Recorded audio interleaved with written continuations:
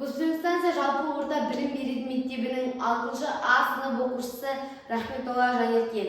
Қазақстанның 7 кереметі номинациясы бойынша киелі киіз үй тақырыбында жобамды қорғағалы отырмын.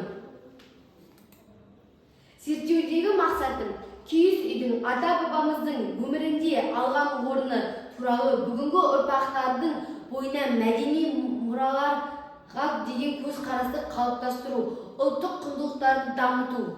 Егер біз осы бабаларымыздың қалған ең қымбат мұралардың бірі киіз үйді сол кездегі ата-бабаларымыз сияқты қастерлеп, оның қасиетін түсінбесек, ұлттық құндылықты бағалай білетін және патриоттық санасы жоғары тұлға қалыптасады деген ойдамын.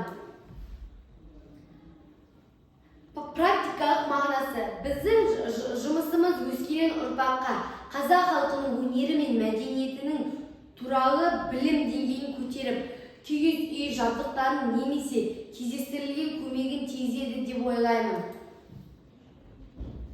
Менің бұл тақырыпты таңдауымның себебі ата-бабамыз қалаған мұра киіз үй туралы білімімізді тереңдету қажеттіліктерін себеп болды. Өткені кешегінен білмей бүгінгінің қадірін түсінбейміз.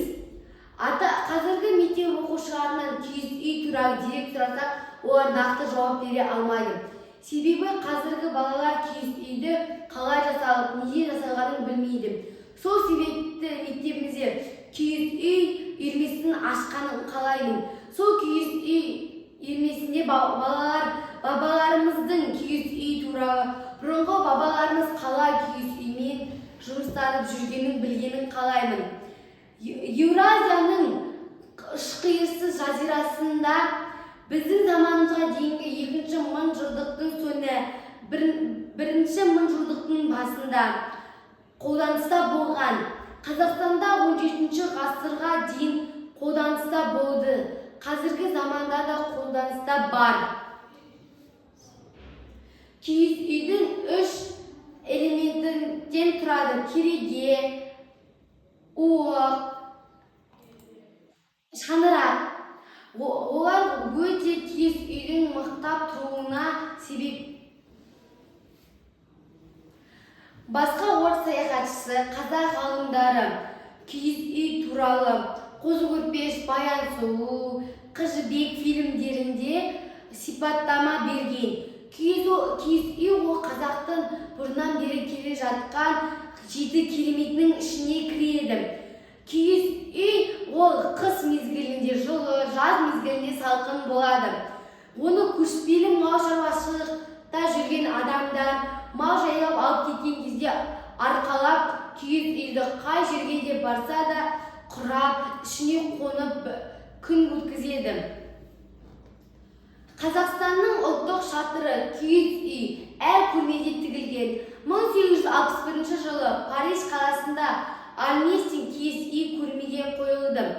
1876 жылы Петербург қаласында зерттеушілердің 3-ші конгрессияның Жанайдарованың киіз үйі бүкіл әлемге көрсетілген.